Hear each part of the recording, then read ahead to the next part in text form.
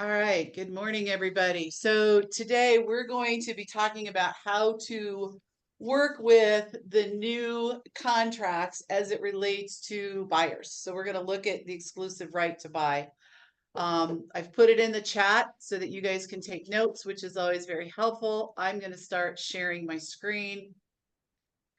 I am going to start, though, not with the exclusive right to buy, but I'm actually going to talk through. I thought I put it in here.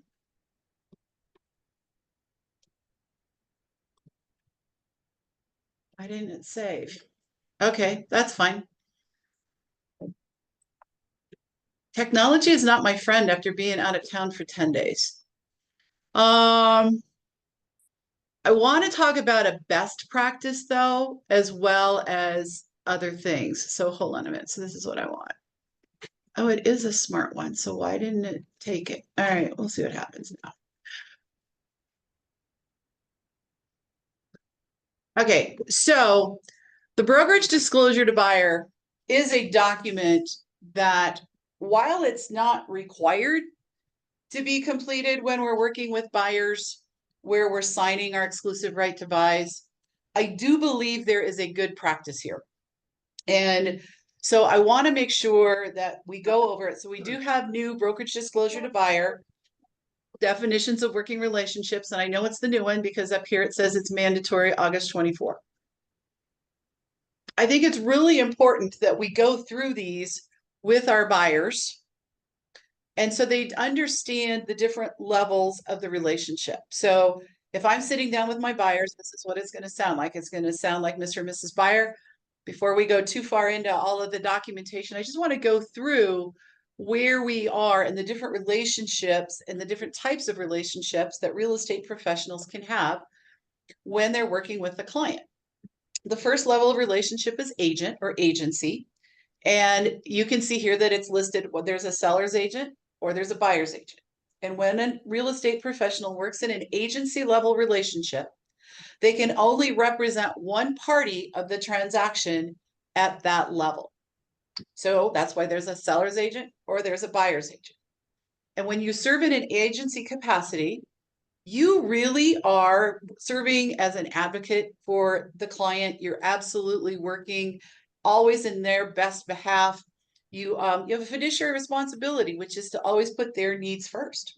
So that's what, as an agent, I would be. Think of it like we're at a football game and each team has a coach. An agent level relationship is being like the coach on the football field, giving his team all of the information they need and watching what the other team is doing and understanding the plays they're going to take so that they have the best opportunity to successfully win the game. The second level of relationship is the transaction broker. The transaction broker can represent one or both parties to the transaction in that level of relationship. A transaction broker is one who treats both sides of the transaction fairly and equally, but they're really loyal to the transaction. They want to make sure that everybody plays nice in the sandbox. They want to make sure that the transaction makes it to the closing table and everyone is doing what they need to do. In this particular role, as a transaction broker, I am not an advocate. I am just a guide. More like the referee on the football field, right? They don't care who wins the game. They just want to make sure that everybody plays by the rules. And the last level is the customer. The customer is basically someone who's unrepresented. In the event that I was to work with a customer in this transaction, basically they would tell me what to do. So now I'm going out of role play. So that's how I would explain it. And honestly, you guys, if I was telling you how to do this as a best practice, I would include this document as part of your buyer consultation meeting. Don't wait till you're reviewing contracts with your buyers. But I want to make sure that just because it's no longer a required form, that we stop using it and stop talking about it, right? Because it's super important for our clients to understand what we do. When you are filling out this form, you're going to always want to check the multiple person firm. And if you are doing it live in a consultation, I would just have them sign it. So buyer acknowledges receipt of this document. That's the date that you give it to them. And that's the number one error I see when people have me review that contract is you guys are missing putting that date in there. And then broker acknowledgement, again, and on what date did you provide it and how? I like to use, if I'm having them wet sign it with a pen, I do use the words physical delivery. If I am emailing it to them, then I will put electronic delivery. So if you're reviewing this with a buyer that you're signing agency relationship with, you only need the first 2 pages of this document. Okay. Questions on that? That was more of a best practice than it was a requirement. Now, if you are working with where you're going to go show somebody a home and you don't have any documentation signed, maybe it's somebody you meet in an open house and they want to go look at another property, or it's a Zillow lead or an online lead that I like to call the come show me calls. And you're going to go meet someone before you open the door. You would go through this relationships with them, completing this, and then you would also complete the 3rd page of this. And that is where you are going to disclose what your buyer broker compensation is. Okay. And so that's where you would put that here, right? Whether it's a percent or a flat fee. It does state that in the event they buy the property that you're showing them, that they would be maybe obligated to pay that. But the thing is with this document, it doesn't require them to use you. Protects you if they have you cite the contract. Okay. Questions on that new form and how to use it? No? Yeah, Margaret, I have a question. Oh, hi, Anita. Hi. So, on this form, you're saying it's best practice. So do you think you should use this every time you're working with a buyer? Like if they're going to sign a contract to buy and sell, do you need this form? So contract to buy and sell has no relativity to this in any way, shape, or form. But as a best practice, when I first sit down with a buyer and I'm doing my buyer consultation, I'm going to include this in the consultation so they understand the different roles and relationships. Okay. Right. Then my next step is after the consultation and they say, yeah, I want to work with you, Anita. Then that's where you're going to go in and that's where you're going to do your exclusive right to buy and your buyer advisories, which is what we're going to go into next. It's not a required form, but I highly recommend it. I'm sorry. That's what I meant was the exclusive right. So does the exclusive right include this information on the broker relationships? Like, does it cover that in a sense, or should you do both? It does in a sense, and we're going to go through that form next, which is why I started with this one. Okay. Okay. Thank you. Any other questions about this document? No? All right. Let me see if anybody else joined that I didn't know was here. Oh, there's Orlin. Just want to make sure I get everybody accounted for. I do. Margaret, it seems like it would be awfully difficult to be a transaction broker, and staying neutral in the process. It seems like you would want to try to give both parties advice. Well, I think it is, right? I think that, I mean, let's be honest, right? We as realtors, most of us went into this business because we want to help people, right? And so helping people it's very hard to not give your advice, right? So, to give you the best live example of the differences, which I think works pretty well, is in the inspection process, right? So if I'm doing an inspection and I'm working with a buyer and I am in an agent relationship, I'm going to go, they do the inspection and now we're getting ready to do the inspection objection, right? So if I'm working with a buyer in an agency relationship, it's going to be, okay, it's time that we write out the inspection objection. What are the things you're concerned about? And then if I've heard things at the inspection, like maybe the radon measured 8 and they don't even bring it up. And I'll say, the radon came in high. We may want to ask for that. That would be something that most buyers are going to do. Oops, hold on. This would be something that would definitely fall under health and safety. I think you should ask for the radon mitigation to take place. Okay, I'm advising them, right? I'm guiding them through it and I'm giving them advice. Follow that? Okay. Then the next step is if I'm a transaction broker with that same buyer, my conversation during the inspection objection drafting is going to be, okay, so what we typically see in the inspection is we keep to health and safety related items. We don't necessarily go after anything cosmetic. So health and safety would fall into things like roof, radon, sewer lines, HVAC, those types of things. It would not be chipped paint unless we were dealing with FHA, but it would not be, I don't like the paint color of the cabinets or those types of things. Now, what would you like me to put on there? That would be in a transaction broker, right? If they're a customer, I would say, so Kevin, it's time to fill out your inspection objection. What do you want to put on it? Do you Well, I guys don't see have the it. differences? Yeah, Okay. As a transaction broker, I can still tell them what is customary, but I can't tell them I think they should do the radon. So I that's what like I to mean. use that It as an seems like example. it would be really hard not to tell them that, just you'd almost have to be thinking about things all the time as you're going through the You process do, and it with is both hard. Like, sides. uh-huh.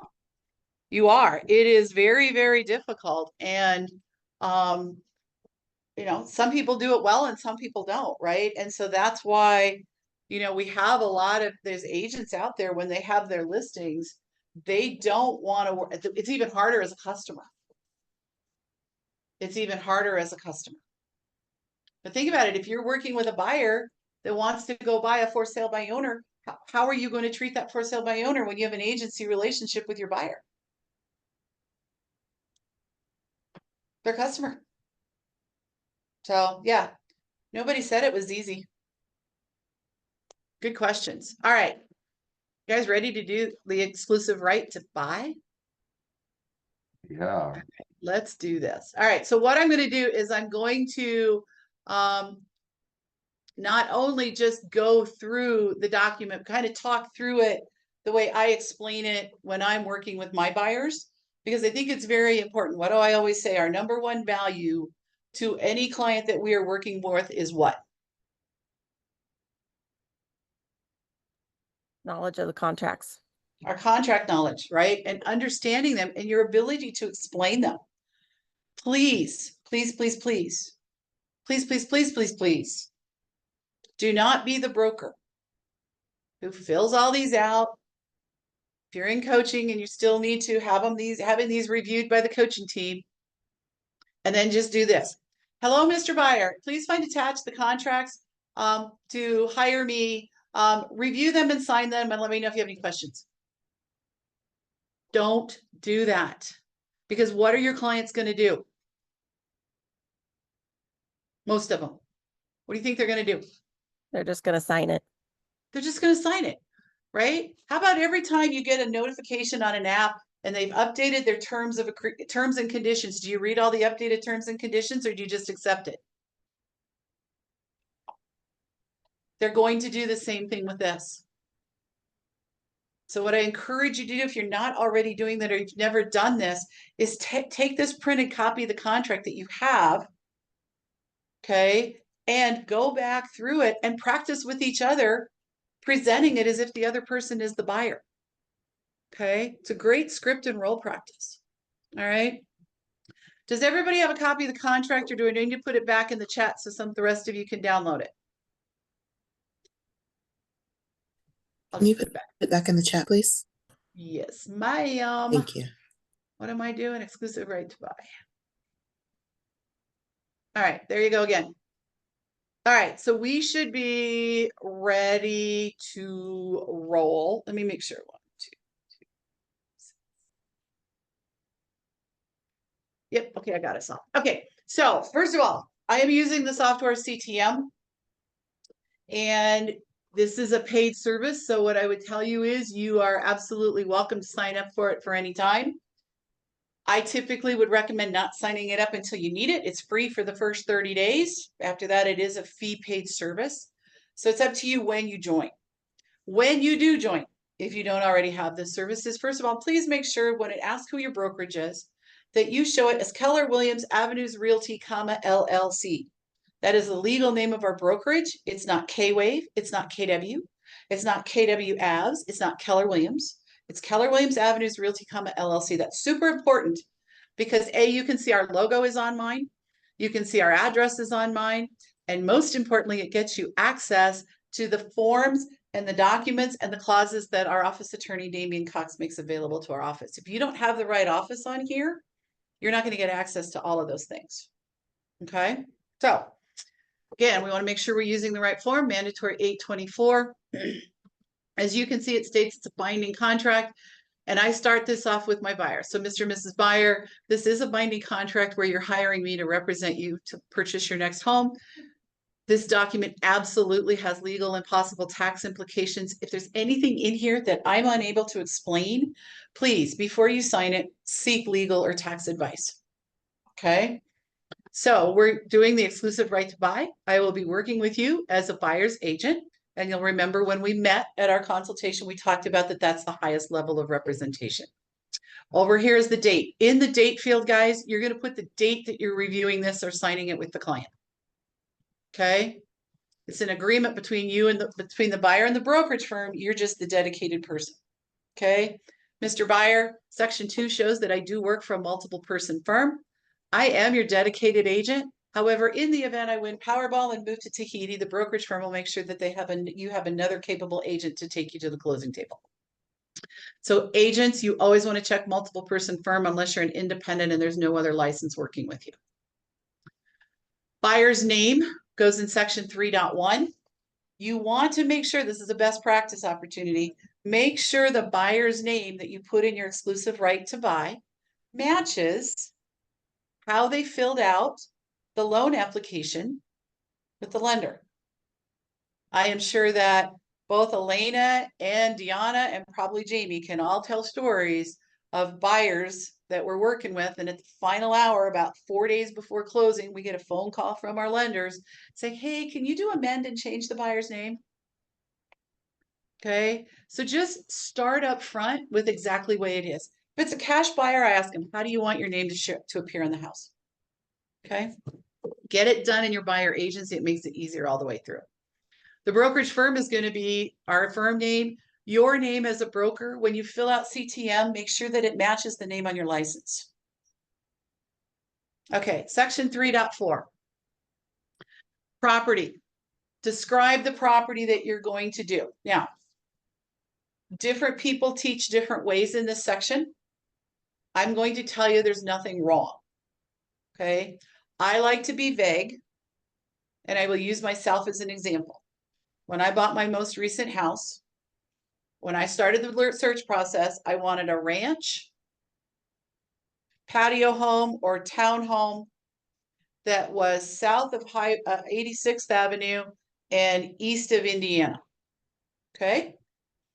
Jamie's been to my house. I have a 2-story townhome on the intersection of Highway 93 and Highway 72. Did I do any of the things I originally said I was going to do? No.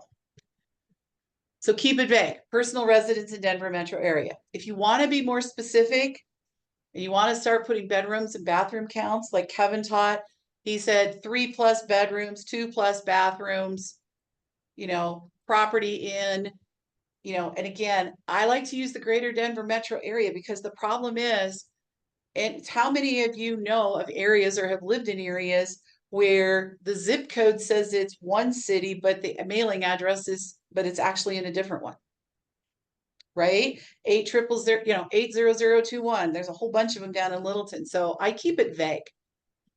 Okay. All right. The listing period, and I'm going to go over to this document because it's easier to see.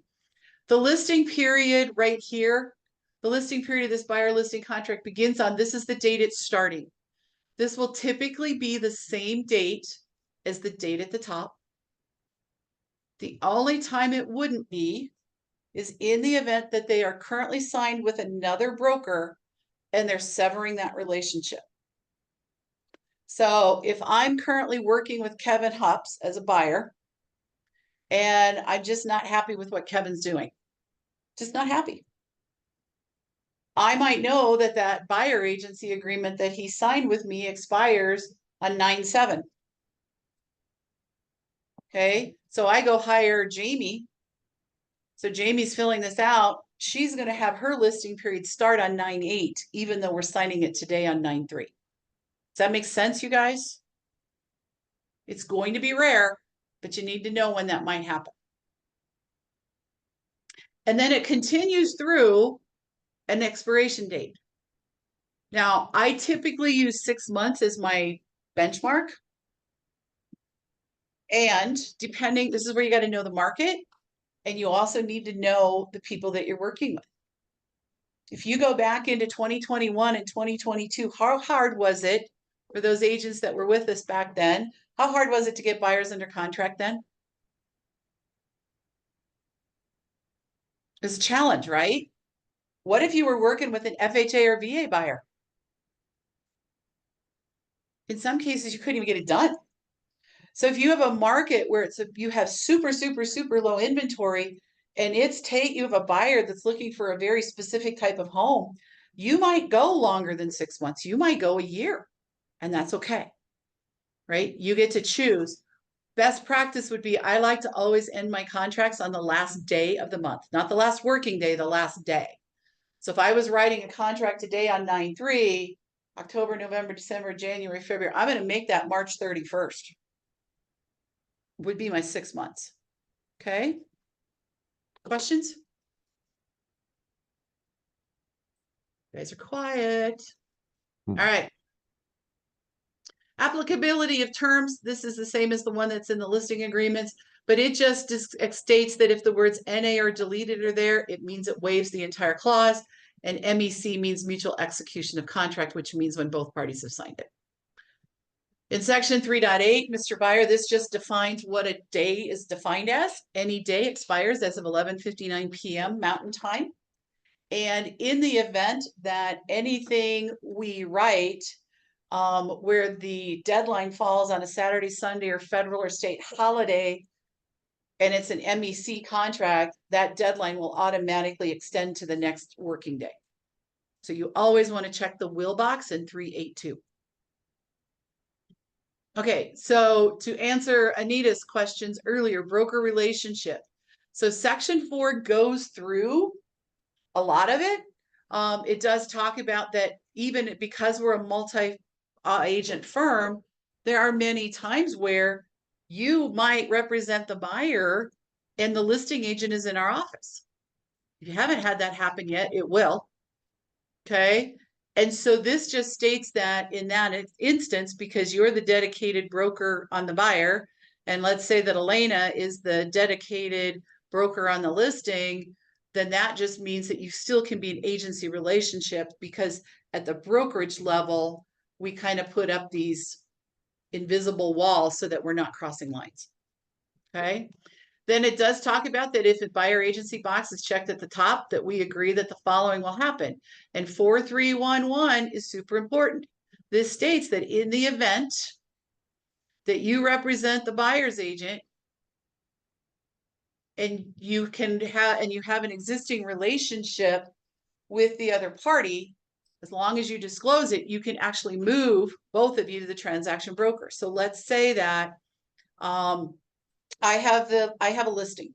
It's been sitting on the market for a while, and I sign a contract with this buyer, and it really doesn't meet their definitions of what they told me they were initially looking for. And then they call me up when they date someone and say, "Hey, Margaret, I noticed on your Facebook that you got this listing over at 123 Main Street. We'd like to take a look at it."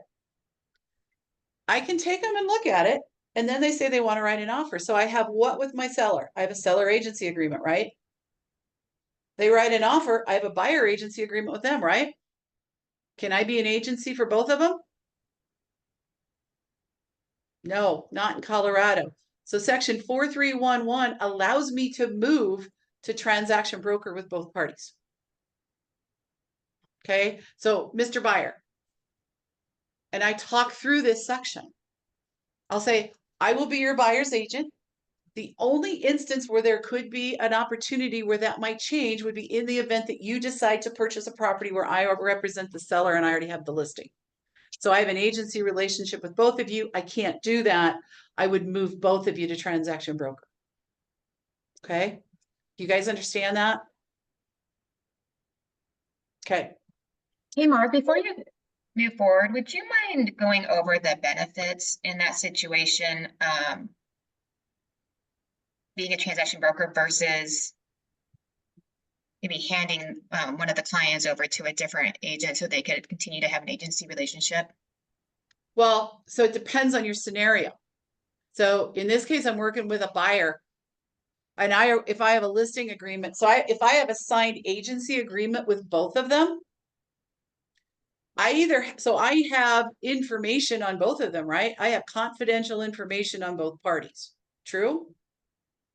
So by moving to agency, I just keep the confidential information to myself.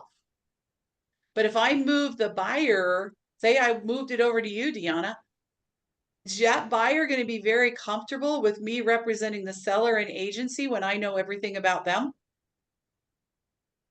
That's true, no. So the only way you could do that is if they don't agree, you literally have to refer them both out. Thank you. That makes sense. Yeah. So yeah, Damien and I had a long talk about that the day he taught the class in the office. I'm like, hey, I got some questions. So the only time when you're working with buyers that you would you would move to transaction broker only in the event you already have the listing or it's a listing that's new, right? There's no other choice than to move them both to TB. The only other time, and then if you have a buyer who wants to work with FSBO, you would treat the FSBO as a customer. Now, where this gets tricky, guys, is 4312. If you check that box, and I am going to tell you not to check the box unless you have a relationship with your buyer that will never allow you to go to neutral. So when is that going to happen? When you're helping your parents, when you're helping your children, when you're helping your best friend from kindergarten, whether you're helping a sibling who you're close to, right? If you are helping someone that you cannot move to a neutral position, then that's the only time you check 4312. So if Kevin and Jill were going to help one of their kids with the purchase of a home, they would check 4312. If Kevin and Jill were helping their third cousin 10 times removed, they probably would not. Now you're going to have to gut check yourself on that, right? So when I review contracts, if you check 4312, I'm going to ask you what the relationship is because I don't want you to put yourself in a position that you can never move to TB. Okay. All right. Then it says below, if 4312, if you check TB at the top of the page, then this is what happens. So section 5 explains to you all of the duties that you have as a broker representing a buyer. Goes through all of it, right? You have to represent, take care of reasonable care with them. You have to account for the money. You need to keep them informed. And it says you cannot disclose the following. As a TB, you cannot disclose the buyer's willing to pay more than the purchase. You cannot disclose what their motivating factors are. You cannot tell them that the buyer will agree to financing terms other than those that are offered. So there's things you cannot do unless you have their written consent. Okay. Section 6, and this is where I go to my buyer. This is how I explain it. I say, Mr. Buyer, this goes through section 5, goes through all of the things that I can and cannot do for you. And I call out a couple of them because they can read. And then I'll say, and here in section 6, this talks about those additional duties that I have as an agent, where it talks about I'm working for you in most good faith, loyalty, and fidelity. I'm going to seek a price and terms that are acceptable to you. And I'm always going to be counseling you to any material benefits or risks with the transaction. It's literally how I explain section 6. So Anita, to answer your question, is it in the exclusive right to buy? Yes. I'm not sure it explains it in the same way as the brokerage disclosure to buyer does, but it says the same thing. Section 7, compensation. Mr. Buyer, unfortunately, I don't work for free. You may have heard that there's been some changes in our industry. You might actually have that conversation if you didn't do it in the consultation. My success fee is, and you put it here in 7.1.1.1. What is your percentage? Okay. And I didn't put a rate in here like I normally do because I was expecting a guest who was not part of our office. So let me just check my participant list. Just want to make sure I'm good. Okay, since it's all you guys, I can tell you, you're going to put something in there that's a competitive rate. So if you were looking at my buyer agency agreement, it would be 2.8. Okay.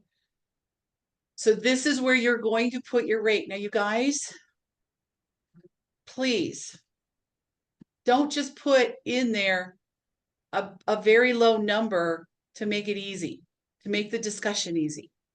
Because here's the reality, is that when you go to write an offer for your buyer, if that seller is offering more than what you have in your buyer agency agreement, unless you get your buyer to agree to pay you more, you're stuck with this rate.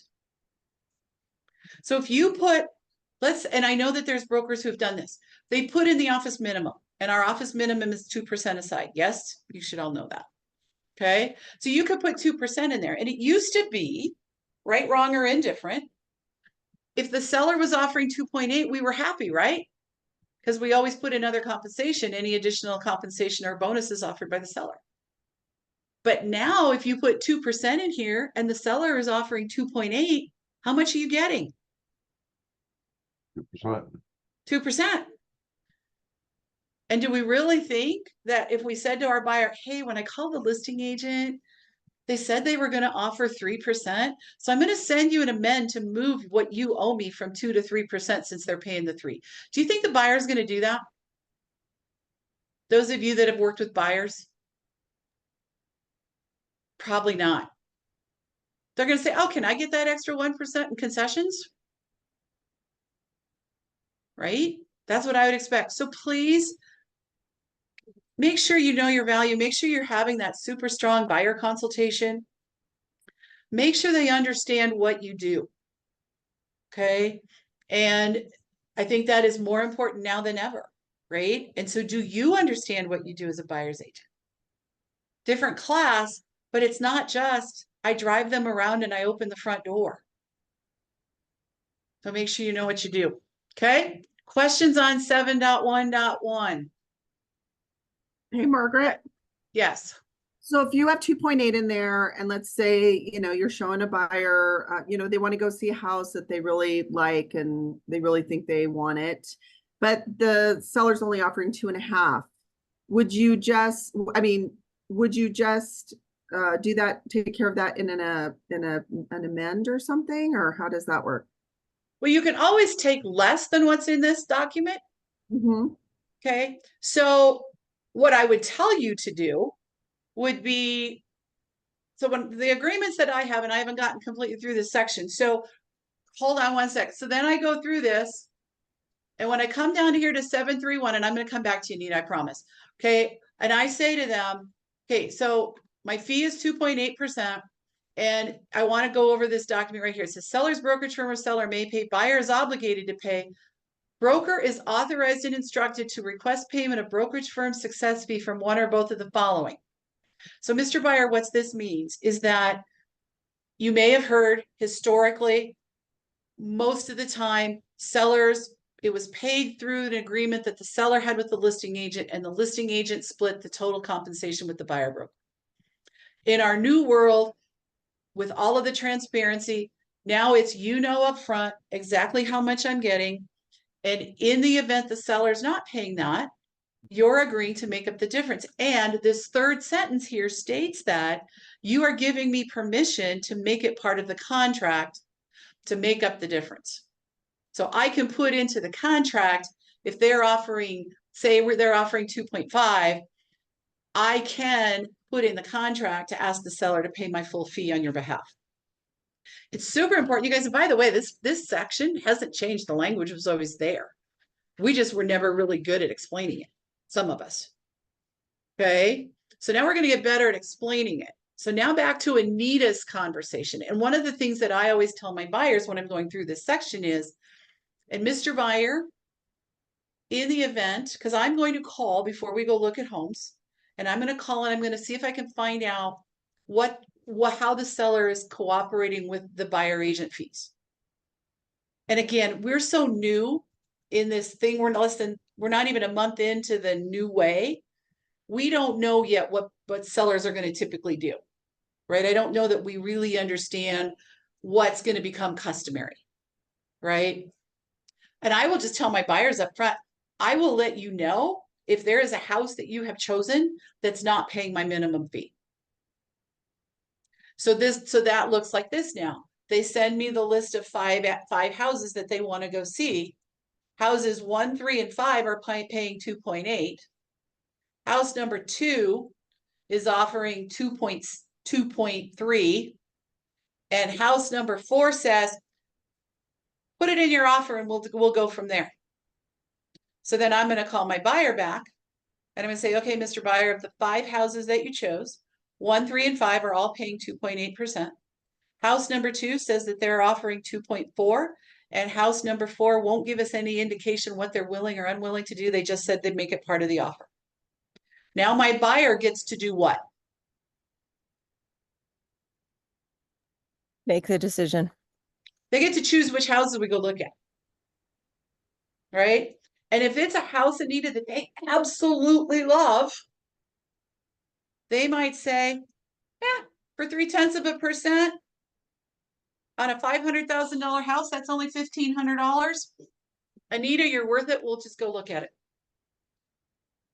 Right? They're going to do the math really quick and figure it out. In our mind, the difference between 2.5 and 2.8 is this huge deal, right?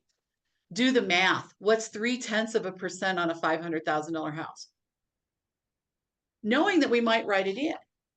Now, again, part of this success in this part of signing the contract and going through it is how well you do the consultation. Right? And one of the scripts that I'm working on getting really good at saying is talking to my buyers and saying, if you believe that that could create a hardship where you would be unable to pay me in the event a seller isn't, let's get with your lender now so we understand what our options are to work through it. Okay, now let's go through some examples of what lender options might be. You might have a buyer who is qualifying with, say, 10% down. Would that same buyer qualify at 5% down? And would it change their payment that much, right? So that's what I'm talking about with getting up front with these things, and it makes this part easier. Did I answer your question, Anita? Now, if you're really going to say my minimum is 2.8, but the reality is I'll work for 2.5, I just won't tell my buyer when we go look at a 2.5 house. I don't know that's going to work. You could, but here's the thing. What appears, for those of you that have taken the classes, in the contract to buy and sell, section 29 now has 3 choices of how you're getting paid. Seller's paying it, buyer's paying it, or listing brokerage firm is paying it. And if you put in 2.5 in 29.1 and you go present that to your buyer, what is the first thing they're going to say if they're paying attention? I agreed to pay you 2.8. Why does this only show 2.5?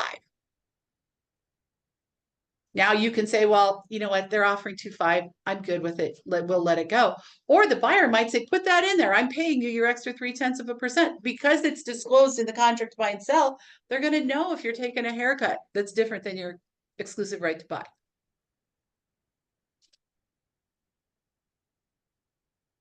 I want to look at faces. Is it resonating? Is it making sense? Okay. All right. How about those of you that aren't showing me your faces? Is that making sense? Yes. Yes. Okay. Whew. Some of you have taken multiple contracts classes, and I think sometimes it's hearing different people explain it different ways, and all of a sudden the light bulbs start going off. So I'm hoping we have lots of light bulb moments today. All right, I'm moving on. I'm tired of talking about commissions. All right. Holdover period. The holdover period, Mr. Buyer, is a period of time that in the event that this contract expires before we get you to the closing table, and you were to go back and purchase a property that I worked to negotiate on your behalf, and for whatever reason it didn't happen then, and you go buy that property, within 90 days of this expiring, you will still owe me my commission, my compensation. I'm still in vacation when I get my new words on. Okay.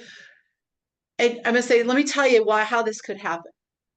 See, every once in a while, buyers will go drive by the house in the evening, and the seller will be out mowing the lawn. And all of a sudden, a conversation starts happening with the seller and the buyer. And the seller might say, well, you know, Arden, I'm really glad that you like our house and you're thinking about putting in an offer. And I got to tell you, I'm not really happy with this agent that's the listing broker. And I was thinking about calling him and firing him tomorrow. So tell you what, if I fire my broker tomorrow, and are you working with a broker? Oh, yeah, you are. Well, if you were to, you know, terminate your agreement with your broker, you know, I could sell you the house for less money because then I wouldn't have, neither one of us would have to pay any commission and we would both be ahead. Let's do that. Well, Mr. Buyer, in the event, if you were to do that, I would still get my compensation. Okay. That's how I explain 7.4. I'm not going to, if you don't put anything in there, I'm not going to call it out. Okay. I use 90 days. I think Bob does 45, Kevin does 30. There's no wrong answers. You put in your time. Okay. Section 8, limitation on third-party compensation. Mr. Buyer, this just states that you are going to be working with vendors and business partners that I have that I'm going to recommend to you. And I just want you to know, I don't receive any kickbacks from them. I choose my lenders and my inspectors and the title companies and all of the people that are a part of the extended team, not because of any financial benefit to me, but because of the quality of work that they do. Section 9, Mr. Buyer, this section states that you are not currently under an agreement like this with any other broker and that you have not received a list of any submitted properties. So this is their opportunity to tell me if they've already signed one of these with somebody else. Okay. If we go back to my early example, and I've got a listing period that's starting later than today, because they are under contract with another broker, I'm going to check is, and then I'm going to ask, have they given you a list yet of all the properties that they've showed you that you may owe them a commission compensation on? And if they have, then I'm going to check the has box. So it's going to be unique when that happens. Get on the contract helpline and let us help you if that comes up. Hey, Margaret. Yes, ma'am. Sorry. Can we go back to 7.3.1 real quick? And in regards to builders, are builders, has anything changed in regards to builders and if they're paying brokers or not? And do you think that will based on these new, you know, this settlement? So the best of my knowledge, builders are still offering what builders are offering. So Okay. we have to really, I mean, to me, I think that I got many thoughts when it comes to builders. As far as I'm concerned, 7.3.1 applies to regardless of who my buyer is buying from. Okay. I have worked with agents who have gone out. There's a particular builder, I won't name names, but you'll all know who it is, that pays a 1% buyer broker fee. And I had an agent who told her buyer he needed to make up the difference because the builder wasn't paying it, and they did. The buyer paid it. Many of us in our industry have just always, just like everything else, oh, that's all they're offering, I'm good. And I don't think that's true. I mean, we could always have asked for more than what the builders were offering, just like we could have any other seller. So I don't know that anything's going to change. I mean, I heard recently that one particular builder has now moved to a flat rate of $5,000 or $6,000. And these are $1 million homes. Right? And I know that sometimes we feel that, oh, well, it's a builder, we don't have to work so hard. I don't know that I agree with that either. Right? Because if we're doing our job, we're looking at the contract that the builder's having them review. And even though we're not attorneys, we're looking for the obvious things that our experience says. Whoops, wait a minute, let's clarify what this means. We're out there helping them with pre-closing inspections. We're out there going through all the walkthroughs. I don't know why we believe working with a builder is easier than any other seller. Now, that's Margaret's opinion, not the opinion of anybody else. So stop feeling guilty for asking for what you're worth. That's my message. And then also real quick, can you give us an example of when you would check 7.3.2? If you would ever. I don't know that I would. The only case that I might, I did once. So some people that I've helped many times identified a property that was for sale by owner, and we were only going to buy that property, and we knew from the beginning that they were going to have to pay me. I did check 732, but the reality is I could have checked 731 and it would have still ended up the same at the end, because I just would have shown them in the old section A that the buyer was paying my compensation. So I can't think of an example. Now, that doesn't mean that if the market's ever changed to like a super extreme, I can't. I honestly can't. Okay. Thank you. Yep. And obviously the attorneys who wrote the contract didn't think so either, because they said if no box is checked, then 731 applies. And so according to that, you don't even have to check 731, but I would encourage you to do so because it's just more obvious. Okay. All right. Any other questions? All right, here we go. Section 10, Mr. Buyer. This section talks about how to terminate this contract. In the event I am not fulfilling my obligations that we looked at in section 5 and 6, you can absolutely terminate this contract. And in section 10.2, Mr. Buyer, this explains to you that if you are not fulfilling some of your obligations in this contract, I get to cancel it too. Yeah, some of you are sitting there going, Margaret, why would you ever terminate a contract with a buyer? How many of you are thinking that? Come on, be honest. Come on, be honest. Me. Thank you. Why? It's a paycheck, right, Arden? Like, why would I walk away from a buyer? Well, let me tell you about Dan and Susan. I was probably 2 years into my career, maybe 3. And a very good client referred this couple to me, Dan and Susan. And they were very picky. And the market back then was crazy tight. It was the tightest we'd seen at that point in life. And they had a top 10 list that actually went to the top 15. And they told me if they couldn't get their top 10, they weren't going to buy a house. And in that summer, I showed them 70 homes. That is correct. 70. I am not proud of this at all, by the way. Okay. We wrote 3 offers out of those 70 homes. Well, that's kind of stupid. That means I showed them 23 homes before they would write an offer. And many of those homes fit the top. I should have fired them because they really weren't motivated. They were going through the motions, but we never did buy a house. I found a property one time. It had all 15 of the must-haves. 15 must-haves. And you know what she told me? Yeah, I don't like this house either. And I said, why not? She goes, there's no place to hang a basketball hoop.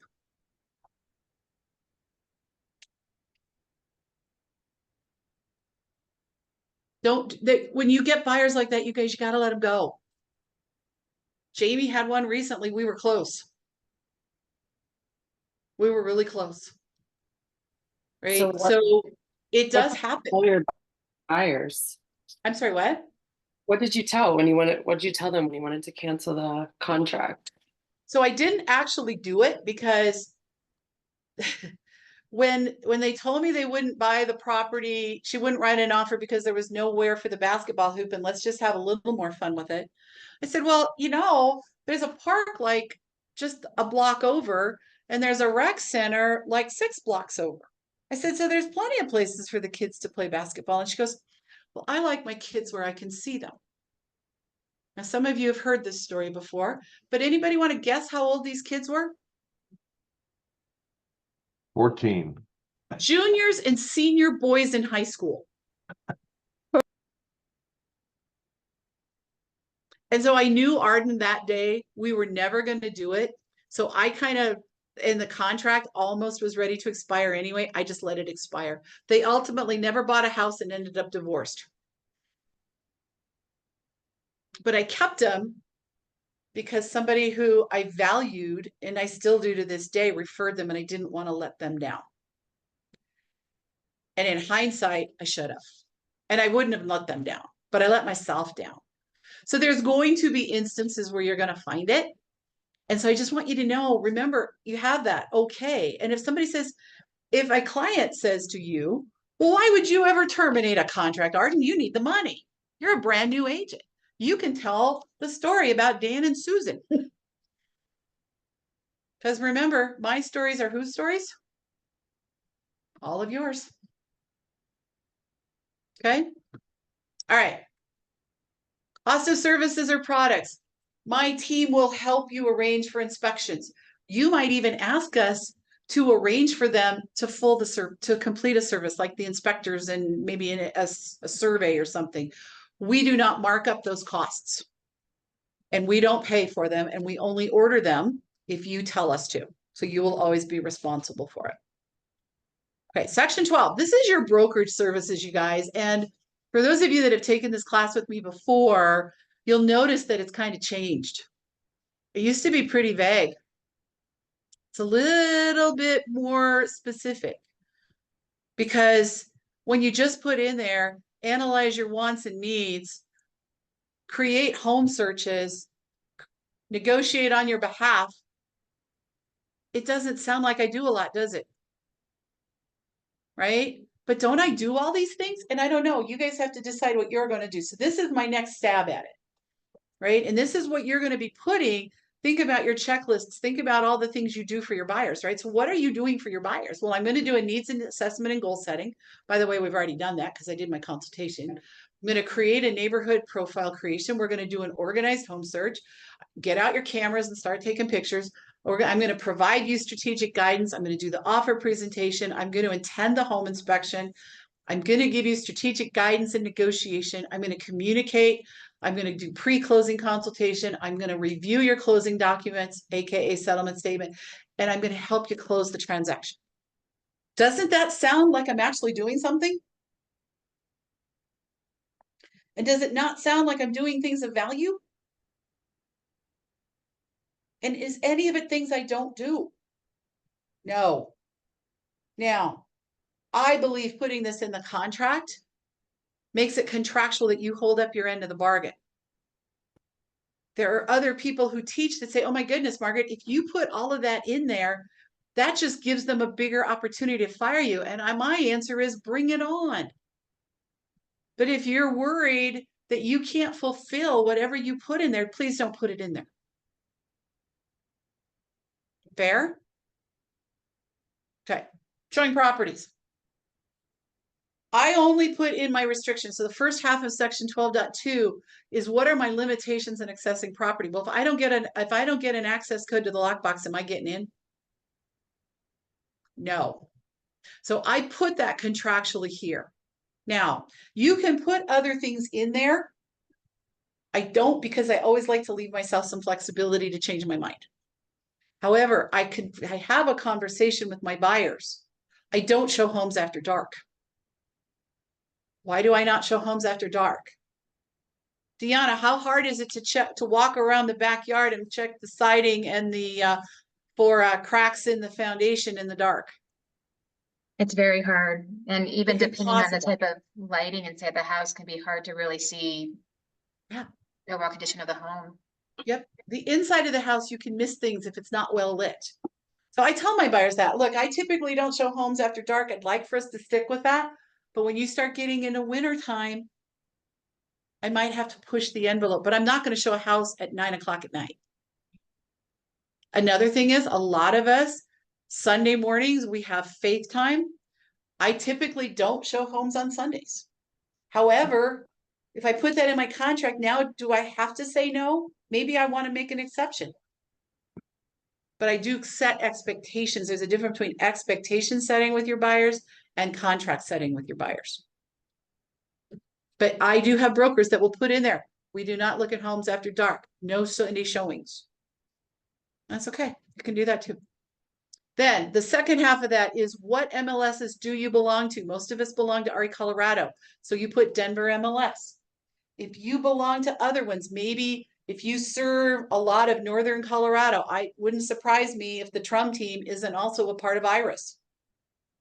Okay, if you, Elena Dorland does a lot of work in Colorado Springs. She's probably going to put Pikes Peak in here.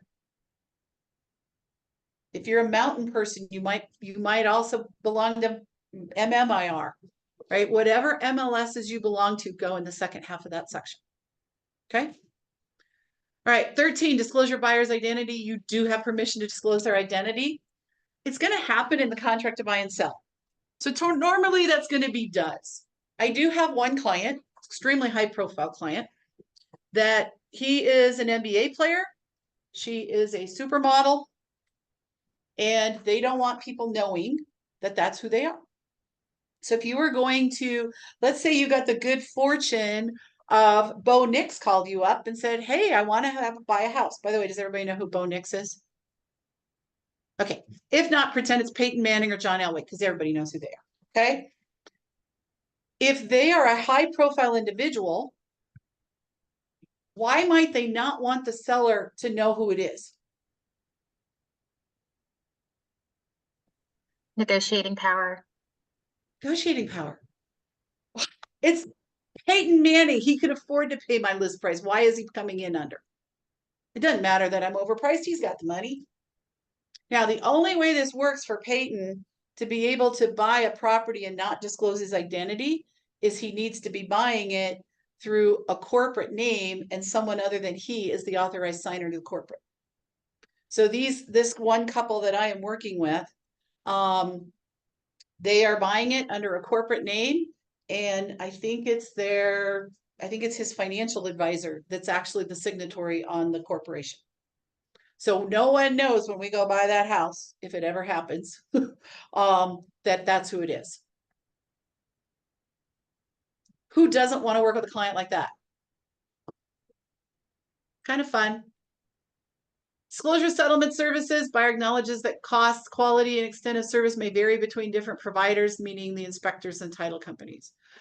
Wire and other frauds. I do use this as an opportunity to talk to my client about wire fraud.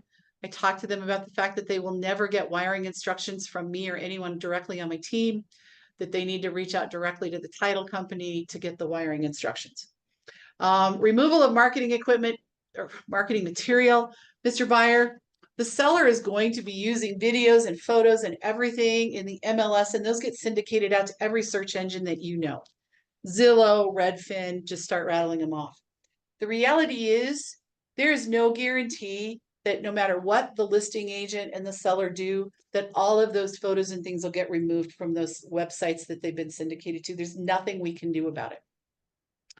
Mr. Buyer, Section 17 just states that you agree not to discriminate and violate any laws in the purchase of a property. Again, in the event there's anything in this document in Section 18 that you don't understand, please, before you sign it, seek legal counsel. Section 19, Mr. Buyer, this just explains that in the event you and I get in a dispute regarding this contract, we agree to go to mediation to resolve our differences, and we agree to split the cost of the mediator. In Section 20, in the event we cannot come to an agreement in mediation and we do end up in litigation, basically it states that the losing party is going to pay the other party's expenses. Section 21, you guys, this is where you're going to put in the additional provisions. The only additional provision that I typically use with my buyers is just that I use a transaction coordinator, and here's where I'm disclosing that I use a transaction coordinator so that they know upfront. Section 22, the attachments to the contract. This is the buyer advisory. We've removed the brokerage disclosure to buyer from that because remember, it's no longer required. So buyer advisory goes there, and that's a document that's created by Damian Cox, and I am going to go and take a look at that with you guys. Okay.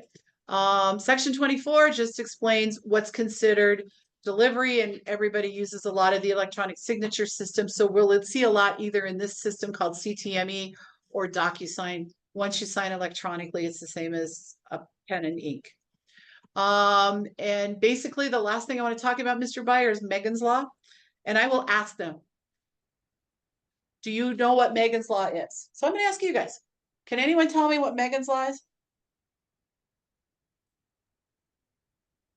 Where you can look up sex offenders in the area. Yes, kind of. So Megan's law is that in the event, Mr. Buyer, you'll remember that there is an opportunity for, you can look up where registered sex offenders do live. I can give you the websites, or you can contact local law enforcement to look that up if that's something that you're concerned about. I cannot look that up or give that information to you. And then what I also tell them is, and while you're looking, make sure you check where you currently live. Okay, that, you guys, is the exclusive right to buy. Any questions on it? I do. I have a question, Margaret. Okay, I lost internet there for about 10 minutes. And okay, it was right during all of like the section 7, the stuff that I would, the meat of all of this. Is there any way you can scroll and I can just get a picture of what you wrote in there? yep. So in section 7.1.1, is this the section you're looking for? Yeah, thanks. Okay, so in 7.1.1s, that's where you're gonna put your compensation rate. Okay, so whatever your success fee is, that's what goes there. Okay, Okay, and what I would tell you is, don't short yourself. Right, make sure it's competitive with what we're seeing in the marketplace. And we know that a competitive rate in the marketplace is typically anywhere between 2.5% and 3%. Would you all agree with that? Yeah. Okay. And that's pretty much the only thing I put there. And then just making sure that you're able to explain 7.3.1. okay, So for thank those you. of you that come to dynamic dialogues, we're actually going to be working with this part of the contract in the next couple of weeks of being able to explain this to our buyers. I want to make sure that you guys understand how to explain this well. So I want you to practice with me. Okay. Any other questions on this document? Okay. All right. So I want to take you to, and maybe this was the, I don't understand. Hold on a minute. Evidently, I didn't create everything I thought I did. So for those of you that are in our office, and I know not everyone here is, our attorney has created this document called the buyer advisory. So back on even the contract in section 20, is it 30 now? No, 22, this attachment for buyer advisory, if you're not part of our office, this may not be something you would attach there. But the buyer advisory is created by our attorney, and it really goes through all things related and anything that can happen in the real estate transaction. I would encourage you guys as brokers to print it and read it. Okay, it's going to teach you guys so much about what's going on. So you'll remember, for those of you that were at my Saturday class on the listing side, there's a seller advisor. I told you to do the same thing, right? So when I'm reviewing this with my buyer, I'll say, Mr. Buyer, this document, it's an advisory. It just goes through and explains to you everything that can happen in here, right? So first and foremost, right, I can absolutely create and fill out contract forms that are completed by the real estate commission, but I'm not an attorney. Make sure you review them. And if you're uncomfortable with them, have your attorney review them. It goes through what happens if there's a dispute over earnest money. It talks about wire fraud. It talks about your right as a buyer through the various home inspections. It's going to talk about insects. It's going to talk, I mean, not that we ever have wild animals in a house, right, Deanna? So, you know, it tells you what happens. We had foxes in a basement. Or a crawl space one day, right? It talks to them about what happens in that, right? It talks about stigmatized properties. And I just I do this super high level, just like I'm doing with you guys, and I call out certain properties. It talks about home warranties. It talks about your need to review your title commitment. It talks about personal property and surveillance. If I didn't talk about surveillance in my buyer consultation, I'm going to do it here and say, Mr. Buyer, when we go look at houses, there's a very high probability, at a minimum, there's going to be a Ring doorbell. And there could be cameras and microphones in the house. So we want to be aware of what we do and what we say when we're within shot of those particular devices. And we're going to always assume they're there. It talks, and so what I would ask you to do, Mr. Buyer, is read through this, and then once you've read through it, go ahead and sign it. Okay. When I do talk about surveillance with my buyers, oops, I want to do this. I tell them, let's just always assume that it's there. Now, that doesn't mean that we don't talk when we're in the house. If you think something is done nicely, like this is a nice looking remodel, say it. It's okay. Don't say, oh my goodness, what were they thinking? Don't say something that a seller might be offended by. Okay. We also don't talk about, wow, this is only listed for 750. I'd pay $1 million for this house. Please don't say that. Don't give away anything that could be used against you in negotiating or to make the seller not want to work with you when you didn't like the purple wall with pink polka dots. Okay. All right. I am going to turn off the recording.